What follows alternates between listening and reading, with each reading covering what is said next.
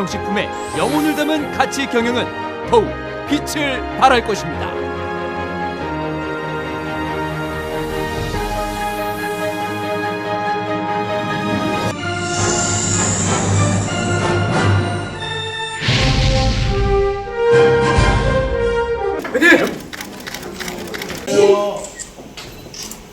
혹시 제 책을 읽어보신 분 계세요? 왜 싸우는가? 라는 제 책이 있습니다. 그 책이 지금 베스트셀러가 되어 있는데, 그 책을 제가 쓸 때, 이거는 갈등하고 범민하는 대한민국 정치를 걱정하는 사람들을 위해서, 그리고 대한민국의 자유민주주의를 걱정하는 사람들을 위해서 일종의 교본으로 써야겠다 라고 생각하고 제가 이제 오랫동안 힘들게 썼으니까 민주당에서 정치를 시작을 했어요. 근데 제가 그 책에서도 처음 시작하면서 얘기를 하지만 저는 X세대입니다. X세대가 뭐냐 하면 1990년도에 대학을 다닌 세대입니다. 1990년도는 뭐냐? 87년에 민주화 운동이 끝나고 그 다음에 동구권이 또 90년도에 몰락하고, 그래서 우리는 국방정책을 막 하면서 말하자면 그런 어떤 그 동구권이 몰락하면서 사회주의나 공산주의가 안 된다는 것에 대해서 이제 모든 국민들이 알게 된 이유죠. 그죠? 그러니까, 그리고 이미 우리나라는 문민정부가 되면서 YS 정권이 들어서면서 우리나라는 이미 사실 자유가 많이 확대되어 있는 상태였어요. 그러니까 뭐냐면 자유가 확대되고 전 세계가 세계화가 되고 글로벌리제이션이 되면서 사람들이 생각하는 건 뭐냐 하면 사회주의나 공산주의에 대해서 대학가나 제야에서 이상한 얘기를 하는 게 도저히 통하지 않는 시대가 된 거예요. 그래서 주사파나 사회주의나 이런 얘기를 하는 게 통하지 않게 됐어요. 그래서 우리는 굉장히 자유로운 대학을 자유롭게 그런 분위기 속에서 대학을 다녔습니다. 그래서 우리는 제가 정치학적으로 얘기하자면 우리는 자유주의자에 가깝다라고 얘기를 합니다. 우리 세대들이. 그런데 이 자유주의자들의 특징이 뭐냐면 권위적인 걸 싫어요. 그래서 꼰대를 싫어요. 우리 젊은 사람들이 꼰대를 싫어한다 이렇게 얘기하면 혹시 또 그럴지 모르지만 어쨌든 그냥 저는 그냥 있는 그대로 얘기하겠습니다. 그래서 누가 나한테 명령을 해? 누가 나한테 강요를 해? 그래서 그때 굉장히 자유로운 분위기였어요. 1990년에. 그래서 이거는 무슨 얘기냐면 사실 권위적인 것도 싫어하지만, 그래서 권위적인 걸 싫어하다 보니까 어떤 과거의 모습, 그러니까 우리 아버지 세대 거의 타고난 이런 것들에 대해서 거부감을 갖고 있어요. 어쩌면 그 전에 군사정권에 대해서 군사정권의 특징상 자유를 제한을 했죠. 왜 제한했냐? 워낙 우리나라가 못 살고 워낙 우리나라가 전쟁 이후에 위협을 받고 있었기 때문에 체제를 지켜야 하는 굉장히 위기의 상황에서 어떻게 보면 좀 불가피하게 개인의 자유를 좀 제한을 했어요. 그러다 보니까 그런데 우리 세대들은 그 민주화 한상 멋있어. 개인의 자유를 확대하기 위해서 김영삼 또 김대중 이후에 노무현 대통령이 되면서 그때 뭘 외쳤냐? 탈권위를 외쳤어요. 탈권위. 그래서 사실 많은 제 또래들이 노무현 대통령에 환호를 했어요. 왜냐하면 탈권위니까 권위를 내려놓고 대통령이 국민들하고 같이 함께 웃고 울고 떠들고 하는 걸 보면서 와 멋있어 이렇게 생각하는 거예요. 왜냐하면 우린 자유주의자니까. 우리는 개인의 자유를 국가가 억압하거나 국가가 명령하거나 하는 것을 매우 싫어합니다. 그래서 언론의 자유를 중요하게 생각하고 표현의 자유를 중요하게 생각하고 학문의 자유를 중요하게 생각하고 양심의 자유, 사상의 자유, 종교의 자유를 매우 중요하게 생각해요. 그런데 그래서 저도 사실 그 또래들과 마찬가지로 저도 노무현 대통령이 탈권위적인 모습을 좋아했고 어쨌든 간에 그래서 약간 이상한 점들이 있었지만 설마 이렇게 하면서 계속 좋아했고, 그리고 그런 영향 끝에 결국에는 내가 정치를 해야겠다라고 마음을 먹었을 때 저는 민주당을 선택을 했습니다.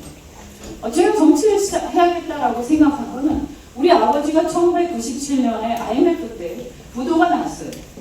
그래서 사실 아버지는 매우 잘 나가는 중산층 기업에 있는데 그래서 사실 저는 아버지 때문에, 아버지 덕분에 그 상사 주재원 하는 아버지를 따라서 초등학교 때 제가 싱가포르에서 초등학교를 다니고, 그래서 아버지 덕분에 저는 매우 글로벌한 생활을 할 수 있었습니다. 어쩌면 그것 때문에 제가 나중에 변호사를 하는 과정에서 외국계 기업에서 계속 일할 수 있었던 이유가 어쩌면 어렸을 때 그런 혜택을 받았기 때문이죠. 하나 분노했던 게, 조국을 보니까 그 딸이 말이죠. 정말 그 50억이 넘는 재산을 갖고 있으면서 어떻게 그렇게 장학금을 있는 대로 다 털어서 자기가 받았는지. 저는 그거를 보면서 무슨 생각이 났냐면, 우리 남동생이 생각났어요. 우리 동생들. 를 준비하고 있었고, 우리 동생들은 대학생, 남동생은 등록금이 없잖아요. 그래가지고 아버지는 빚쟁이들한테 쫓겨다니고, 그리고 집은 이제 길거리에 앉으니까 사실은 정말 야반도주 하듯이 방 한 칸에 있는 게 정말 다행인 상황이었고,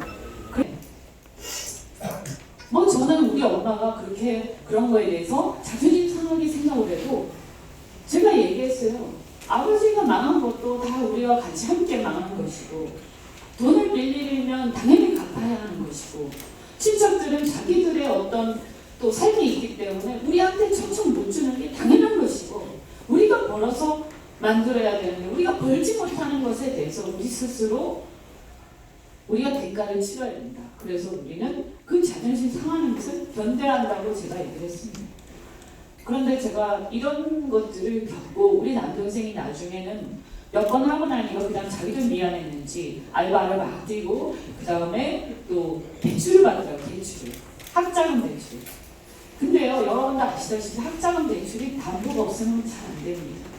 그리고 담보가 없으면요, 이자가 엄청 높습니다. 학자금 대출이 학생들한테 갚으라고 하는 건데 이자가 굉장히 높습니다.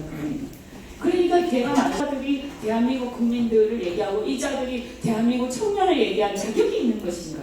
너무나 제가 화가 나고 옛날에 돈 빌리러 다니던 기억이 나서 정말 눈물이 나면서, 뭐냐 하면 우리는 그래도 사실 굉장히 좋은 상황이었어요. 근데 우리보다 훨씬 더 비참한 사람들이 대한민국 곳곳에는 부지기수로 있는데, 어떻게 이렇게 하늘 위에 떠가지고 국민들의 고통을 전혀 알지를 못하고 이렇게 하고 있는가. 이게 과연 대한민국의 정치인들이고 대한민국의 국정 책임자들인지 한심하게 이럴 게 없는 거예요. 그래서 너무너무 화가 났는데요. 저는 제가 민주화 세력이 너무 멋있어서 민주당에서 정치를 시작했지만 저는 자유주의자입니다. 그런데 그 사람들이 보니까 첫 번째 북한의 인권, 전 북한의 그 컬벗고 굶주리고 또 탄압당하고 자유가 억압당하고 있는 그 사람들에 대해서 저는 너무나 마음 아프게 생각하거든요. 여러분, 문재인 대통령이 평양에 갔을 때 그 마스게임 하는 거 보셨습니까? 그 경기장에서 정말 하나도 틀리지 않고 다 맞춰가지고 그 카드 게임을 하는 그거를 보면서 저는 누구는 박수를 쳤지만 저는 소름이 끼쳤어요. 저게 인간이야, 저게. 어떻게 저 수많은 인간들이 한 10만 명쯤 되는 거 같아요. 저 사람들이 얼마나 소리를 들으면서 얼마나 억압을 당했으면 저 개개인의 자유로운 인간들이 저기서 일사불란한 기계의 부품처럼 행동하고 있을까. 그걸 보면서 저는 소름이 끼치는데, 문재인 대통령은 전혀 그것에 대해서 불편함을 느끼지 않는 것을 보면서, 아, 이 사람은 자유민주주의자가 아니고 이 사람은 파시스트야. 이런 게 불편하지 않는 거야. 이건 불편해야 맞는 거거든요. 인간이 어떻게 그렇게 기계 부품처럼 움직일 수가 있습니까? 안 되거든요. 사람들은 민주주의를, 자유민주주의를 위해서 싸운 게 아니다. 북한의 인권에 대해서 사실은 눈꼽만치도 관심이 없는 거예요. 저는요, 북한하고 우리가 통일해야 된다라고 누가 얘기하면 물어봅니다. 왜요? 왜 통일을 해야 됩니까? 우리가 뭐가 무조건 해야 되는 게 어디 있습니까? 만약에 해야 된다면 이유가 있어야 되는 거죠. 정당성이 있어요. 왜 통일해야 되냐? 만약에 우리가 통일을 해야 된다면 그 이유는 딱 하나입니다. 우리는 건국을 하면서 정말 운이 좋게도 우리 뭐가 어떻게 돌아가는지 잘 몰랐지만 나중에 결과적으로 우리는 자유민주 진영에 속해 있을 수 있었습니다. 그래서 중간에 산업화다 뭐다 군사 정권이다 중간에 여러 가지 우여곡절이 있었지만 그게 다 우리가 여기까지 오기 위한 하나의 과정이었고 어쨌든 우리는 지금 이 자리에 이렇게 자유로운 나라에서 앉아 있습니다. 여러 문제가 있지만 그래도 북한하고 천지 차이입니다. 그런데 이와 달리 북한에서는 자기 자유를 억압하면서 매번 감시당하는 그런 체제에서 살고 있는데 제가 우리 아들한테 그렇게 저는 김정은이나 이런 사람들이 다 뭡니까? 북한은 하나의 사교 집단. 그래서 김정은이나 김여성 일가들을 하나의 신처럼 모시고 나머지 국민들은 다 거기에 노예처럼 거기에 봉사하는 집단이 되어 있죠. 그래서 그 사람들이 그렇게 살고 있는데 그 사람들을 해방시키는 게 자유민주주의 국가로서 우리가 혜택을 받은 우리의 사명이다. 이렇게 저는 생각합니다. 그래서 5.16이죠. 그 과정에서 군인이 왜 이러냐 이런 얘기 할 수 있겠지만 저는 어쨌든 나라를 생각하는 젊은 군인들의 혈기와 열정에 대해서 저는 높게 평가합니다. 그런데 그 사람들이 그렇게 해서 그들이 꿈꿨던 대로 정말 모든 열정을 다 바쳐서 대한민국을 반석 위에 올려놨습니다. 어쨌든 그래서 물질적 풍요의 토대를 만들고 그 물질적 풍요 덕분에 우리는 어떻게 돼요? 일단 굶어 죽는 사람이 없어져야 먹고 살만해야 그다음 어떻게 됩니까? 공부를 하죠. 그래야 학교를 가고 그래야 학교를 가서 글을 읽게 되고 그래야 책을 읽는 거고 책을 읽다 보면 토론도 하고 여러 가지 복잡한 생각도 하면서 그 다음에 어떻게 되냐? 자유에 대해서 알게 되고 사상에 대해서 철학에 대해서 공부하게 되는 거예요. 자유에 대한 열망이 커졌고 이제 우리도 이만큼 살게 됐으니까 이제 너무 우리를 억압하지 말고 자유를 좀 확대합시다 라고 하면서 대통령도 우리가 좀 뽑고 싶고 우리가 정치적으로도 뭐 얘기하고 싶고 광장에 나와서도 떠들고 싶고 대통령이 잘못하면 우리가 비판도 하고 싶고 이런데 왜 자꾸 억압하는 거야 라고 하면서 들고 일어난 게 바로 민주화 운동이에요. 그래갖고 아무 문제 없이 자유민주주의 잘 지키고 갔으면 그렇게 인정하면서 갔을 거예요. 근데 우리나라 역사의 문제는 뭐냐면 그 자유민주주의를 확대하자는 민주화 운동을 추구하던 그 배후 세력, 그 주도 세력이 굉장히 다양하게 있었다는데 대한민국 역사에 문제가 있다고 저는 생각합니다. 그래서 우리가 역사 공부를 해야 되는 거예요. 세계사 공부를 해야 돼요. 항상 가장 중요한 게 뭐냐? 세계사가 어떻게 발전해 왔는지, 어떻게 인간의 근대 역사가 발전해 왔는지 반드시 알아야 하는 거예요. 여하튼 그렇게 되고 나서 이제 사람들이 욕구는 커졌는데 그리고 확대 되겠거니 했는데 다시 또 군사정권이 들어서 버린 거예요. 그래서 그때 국민들이 좌절을 하게 되면서 그때 역사의 모순이 커지면 이제 어떤 일이 발생하냐면 저항이 훨씬 더 커지고 과격해집니다. 정에서 일부 민주화 운동을 한답시고 떠들던 학생들과 제야 세력들이 그때 극단적 선택을 합니다. 그게 바로 북한하고 손을 잡는 거죠. 그죠? 뭐 저는 모르겠어요. 그게 뭐 간첩처럼 한 건지 아니면 그냥 교감을 한 건지 제가 자세히 모르지만 주체 사상이라는 것이 그런 거 아닙니까? 이제 우리끼리 저항하기 어려우니까 순수하게 민주화 저항하지 말고 북한의 주체 사상 갖고 와가지고 우리 연대를 하자 이거잖아요. 그래서 여기서 넘지 말아야 할 선을 넘어버린 겁니다. 왜냐하면 이 주체 사상이나 이들의 어떤 시대착오적인 사회주의 사상이야말로 우리가 진짜 원래 생각했던 많은 대중들이 생각했던 자유민주주의나 자유에 확대하고 오히려 거꾸로 가기 때문이에요. 사회주의라는 것은 인간은 다 평등해야 되니까 자기가 신이 아니면서 어떻게 신이 아닌 인간이 모든 인간을 평등하게 만드나요? 그죠? 거짓말이에요. 그것은. 인간은 다 다양하게 태어났어요. 능력도 다 달라요.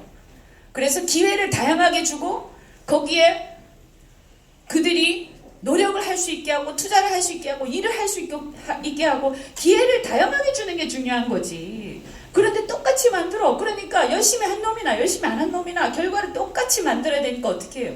열심히 한 놈은 눌러야 되잖아. 왜냐면 열심히 한 놈은 야, 왜 내가 열심히 했는데 나한테 좀 내 거를 왜 뺏어가는 거야? 이렇게 저항하지 않겠습니까? 그걸 눌러야 되기 때문에 필연적으로 사회주의는 독재로 연결됩니다. 이 정책 대표적인 게 뭡니까? 51시간 안 해요? 52시간? 이런 거잖아요. 나 51시간보다 더 일을 해서 수당이라도 더 벌어야겠어. 우리 아이들 학원이라도 보내야 되겠어. 라고 하는데 그 사람이 지가 하고 싶다는데 그렇다고 52시간 더 한다고 죽는 것도 아니고 말이야. 자기가 원하는데. 그런데 국가가 뭐라고 하냐면 야, 근로시간은 우리가 정하는 거야. 그러니까 잔말 말고 시키는 시간만 일을 하고 날래날래 집으로 가라. 그거잖아. 그죠? 응? 이게 웬일이에요, 웬일. 예를 들어서 말이죠. 근로시간이 너무 많으니까 좀 우리가 삶의 질이 중요하니까 근로시간 너무 억지로 남겨놔가지고 야근시키고 하지 맙시다라고 권유하고 그런 운동을 하는 건 좋아. 그런데 강제를 하고 강제하는 것에 모자라가지고 아예 그걸 어기면 형사처벌한다네. 우리 위에 군림하는 겁니다. 우리 위에. 그리고 아까 제가 말씀드린 것처럼 보수주의라는 것은 사실은 우리가 인간은 한계가 있기 때문에 우리 멋대로 인간사를 설계하고 조종할 수 없어요. 사람들의 개개인의 삶을 존중해야 돼요. 그게 보수주의죠. 기독교에서 나온 거죠. 원래 본립입니다. 그래서 뭐냐면 서양에서는 사회주의를 물리치기 위해서 보수주의와 자유주의가 동맹을 맺습니다. 대한민국의 보수는 사실은 뭐 보수주의, 자유주의 이런 것보다도 그러면 대한민국의 보수는 대한민국의 역사를 만들어 온 거예요. 그리고 서양에서는 자유주의와 보수주의가 같이 함께 반사회주의 동맹을 맺으면서 보수라고 일반적으로 불리고 있어요. 우리하고는 좀 달라요. 그래서 우리의 보수는 굉장히 넓습니다. 근데 중요한 건 뭐냐면 이 대한민국의 역사를 만들어 오면서 우리는 건국을 하고 자유민주주의 진영으로서 우리가 이 자유를 지키는, 그래서 사실은 중간에 여러 가지 산업화 과정에서 자유가 좀 제한되고 그래서 삐그덕거리고 했지만 결과적으로 그 물질적 풍요 덕분에 우리는 자유를 더 확대시킬 수 있었어요. 구 정권이 반공 정권이었기 때문에 이 주사파든 운동권 야, 저 정권을 어쨌든 무너뜨려야 되니까 우리랑 손잡자 막 해갖고 손잡고 무너뜨린 거예요. 그런데 중요한 건 뭐냐 하면 일반 국민들은 자유를 확대한다고 생각하고 정권에 저항한 거고 거기에 핵심 세력들은 반공 정권을 무너뜨려서 사회주의 공산주의를 어떻게든 간에 우리의 밑바닥에서 실현하려고 무너뜨린 겁니다. 그럼 우리가 지금 해야 될 건 뭐냐? 이걸 통째로 적으로 돌리면 안 됩니다. 자유주의자들은 보수주의자들의 동맹군들입니다. 그 뭐냐? 대부분 대한민국의 87년 이후에 대학을 다닌 세대들은 자유주의 세력들입니다. 자유를 만끽해오세요. 그리고 대한민국은 자유민주주의 국가예요. 그래서 보수 세력은 이 시간이 지날수록 자유주의 세력으로 전환되게 돼 있어요.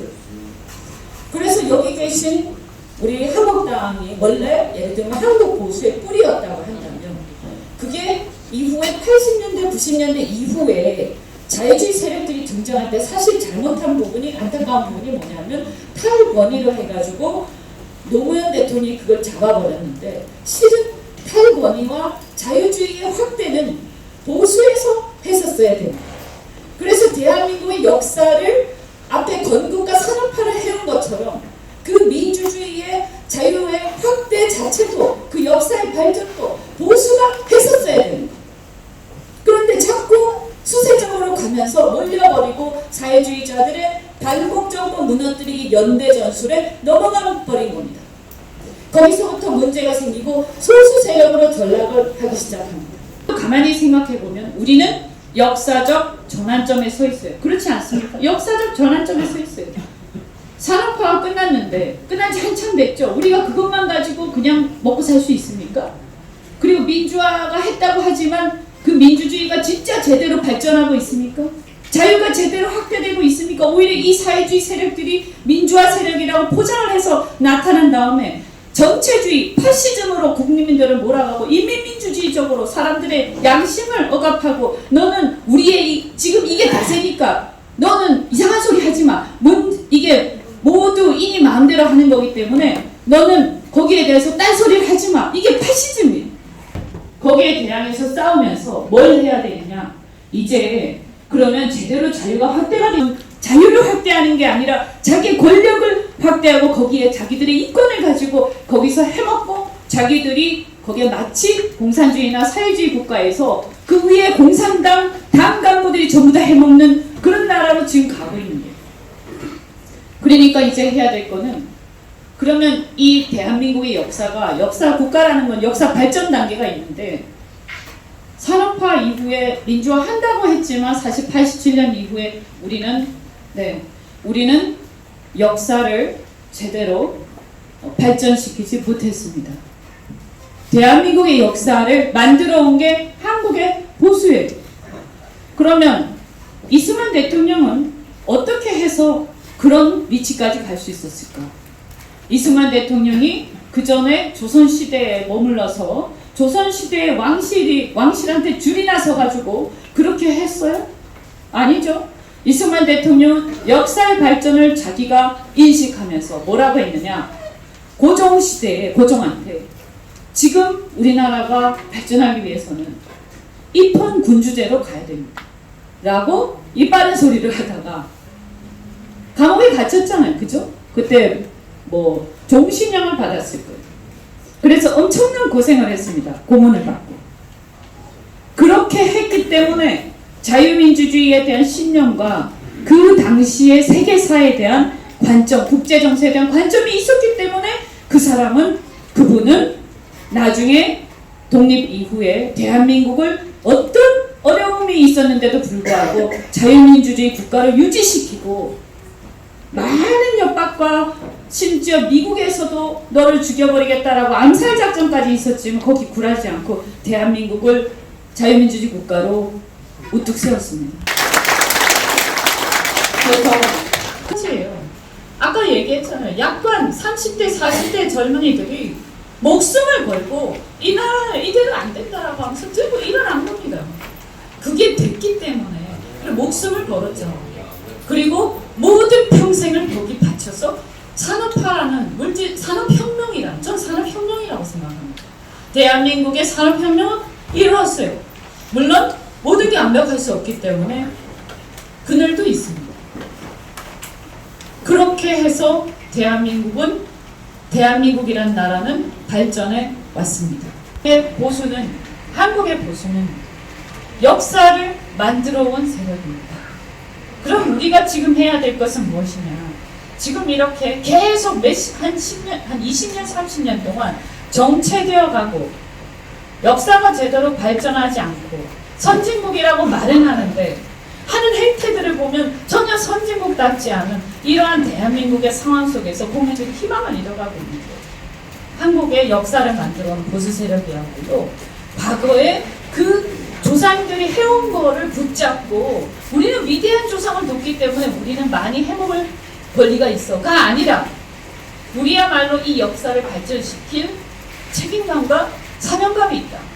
우리야말로 새로운 역사를 열어야 될 시대적 사명이 있다. 우리야말로 대한민국의 국가 발전 단계에서 이제 87년 이후에 새로운 시대를 열 책무가 대한민국 보수한테 있는 거예요. 만약에 그냥 저들은 불행히도 저들의 주류는 안티로 뭔가에 반하는 뭔가를 반대하는 것으로만 성장해왔지 뭘 만들어 온 적이 없습니다. 역사 속에서. 그럼 우리야말로 이제는 단순히 반대하고 그냥 기득권에 안주하는 게 아니라 한국의 보수 세력이야말로 새로운 비전을 국민들한테 제시해서 이 역사 발전의 단계를 이제 뛰어넘어야 할 시대적 상황에 왔다. 그래서 역사적 전환점이라고 하는 겁니다. 우리 한국당, 자유한국당 당원 여러분인데요. 보수 제1정당이잖아요. 그죠? 제1정당의, 제1야당의 책임감이 너무나 큽니다. 너무나 안타깝습니다. 그리고 이러한 상황이 지금 분열됐다고 해서 다시 분열되는 여러 얘기하지만 저는 얘기합니다. 지금 이 상황에서 무엇이 우리한테 필요한 것이고 우리는 변화해야 된다. 변화해야 된다. 그런데 그 변화를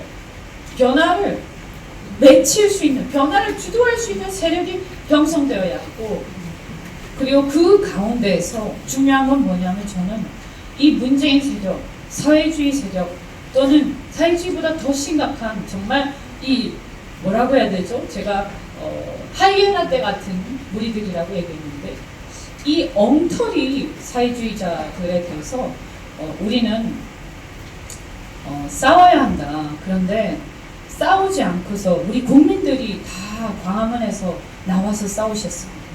우리 국민들이 다 하셨습니다. 검찰과 언론이 정말로 밑바닥에서 비었습니다. 잘했습니까? 갑자기 슬며시 가만히 숨어 있다가 국민들이 다 외치고 해가지고 상황이 바뀌니까 슬며시 나오면서 나를 따르라라고 얘기를 한다면 누가 따를 것이냐. 그래서 대한민국 이제 시대가 변했어요. 이제는 여러분이 자각하셔야 됩니다. 이제는 어떤 몇몇 지도자가 그것도 아주 왕자님 같은 사람들이 끌고 간다고 해서 따라갈 수 있는 그런 시대가 아닙니다. 해야 되고 역사적 사명감이 뭔지 우리 스스로 같이 함께 얘기해야 되고 대한민국의 자유와 보수의 의미는 무엇인지 그래서 우리가 이런 것들을 다 뛰어넘어서 결국 우리가 앞으로 가야 할 시대, 새로운 시대는 어때야 하고 그것을 보수 세력들이 어떻게 만들어야 하는지 그래서 여러분들이 그런 분위기를 만들어서 변화를 추동할 수 있는 그래서 저는 지금 한국당 당은 아니지만 저는 큰 틀에서 자유민주 진영에 있는 한 동지로서 정말 간곡하게 부탁드립니다. 대한민국의 자유민주주의를 지키고 한 단계 더 발전시킬 수 있도록 많은 노력해 주시고 우리 여기 계신 위원장님들께서도 큰 역할을 해주시기 바랍니다. 고맙습니다. 그건 당원이 아닙니다. 입당원서는 아무나 다 낼 수 있어요. 말동이, 닭동이, 소동이, 동대문, 서대문, 남대문, 북대문 다 낼 수 있는데 당에서 허락을 해서 당원 명부가 등재돼야만 진정한 당원입니다. 등재되기 전까지는 당원이 아니에요. 자 반대로 탈당을 해요. 탈당을 하면 탈당 신고서를 내서 탈당원 명부에 올라야만 탈당된 것이다. 맞습니까? 틀립니까? 는 정당의 고유 권한이지만 나갈 때는 당원이 그만두고자 하는 개인의 권한을 더 중시하기 때문에 그렇게 하고 있습니다. 당연히 되죠. 팩스 스캐너로 보낸다. 될까요? 안 될까요? 네. 이거는 당에서 결정할 때 틀리고요. SNS 보내는 거는 안 됩니다. SNS, 카톡, 밴드 뭐 이런 데로 해가지고 당 관계자한테 보내는 건 안 되고 팩스 스캐너는 정당의 당원이 허용을 하면은 되고요. 일부 그런 규정이 없는 정당은 허용되지 않습니다. 여러분들 당비 후원금, 기타금 이런 정치활동에 소요되는 경비를 정치자금이라고 합니다.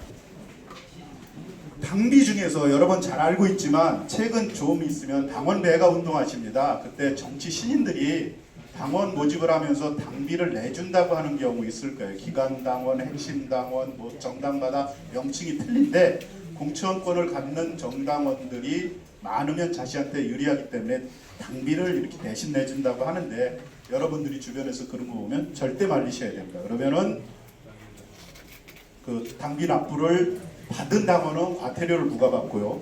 당비를 내준 그 분은 처벌을 받습니다. 불법이다. 당연하죠. 후원회를 둘 수 없는 정치는 누구냐? 시장, 군수, 구청장, 지방의회 의원, 기초의원, 광역의원, 교육감, 시도지사 모두 후원회를 둘 수 없습니다. 후보 때도 둘 수 있고요. 당선돼서도 둘 수 있습니다. 제가 만든 아닙니다. 국회의원님들한테 따지세요. 제가 1원 빠진 99,999원까지 세입 공제를 해드립니다. 자, 세 번째 통상적인 정당활동 가겠습니다. 이거 안 됩니다. 입당원서 받기 위해서 호별 방문하시는 거 안 됩니다. 직접 메시지 보내고 ARS하고 거리 협심하고 인간을 대항하고 그 다음에 국회의원 이런 그다음에 지방의회 의원 사무실 같은 데 미친해놓으면 이걸 가져다가 쓰셔서 주실 수 있습니다.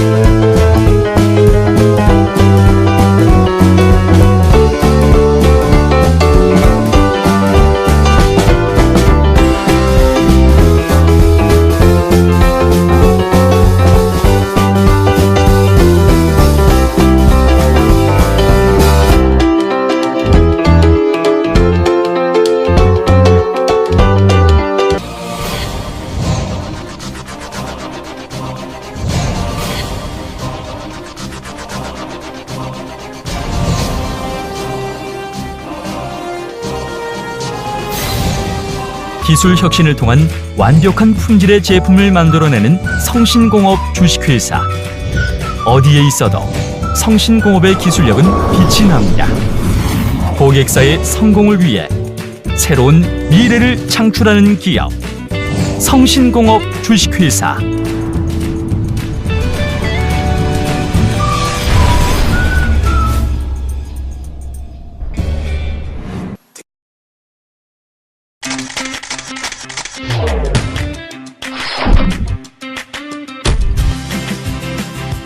연기나고 냄새나고 기름튀고 타기까지. 아직도 이런 불판을 사용하세요? 스팀 직화구이 불판 썬그릴이면 이러한 불편을 모두 해소할 수 있습니다. 아직도 탄 고기를 드신다고요? 생선을 구울 때 기름을 바르신다고요? 자체 기술력으로 제작한 스팀 직화구이 불판의 혁명 썬그릴은 타지 않고 연기 발생 없고 모든 요리가 가능한 만능 불판입니다. 본체에 물만 부으면 아무리 오랜 시간을 구워도 불판은 그대로. 타지 않고 연기 없고 기름 튀고 냄새 걱정 없는 스팀 직화구이 만능 불판 썬그릴로 육질이 살아있는 부드러운 고기 맛을 즐기세요. 문의 및 구입처 032-516-2168. 그리고 생과일 주스는 물론 차별화된 눈꽃 빙수와 아이스크림을 자신있게 선보입니다. 고급 커피점의 베스코, 고급 브런치의 베스코, 최고의 고객 만족도 베스코. 실속 있는 가격으로 고객 감동을 실현하겠습니다. 상담 문의 010-5216-7284. 단순한 시공회사로서의 사업 기반 확대에 그치지 않고 지속적인 기술 개발과 자연 친화적 첨단 공법으로 주거 공간을 만들어가는 종합 건설 회사 웅진건설. 웅진건설은 고객의 내일을 만들어갑니다. 웅진건설은 고객 감동을 실현합니다. 고객의 가치를 높이는 기업 웅진건설.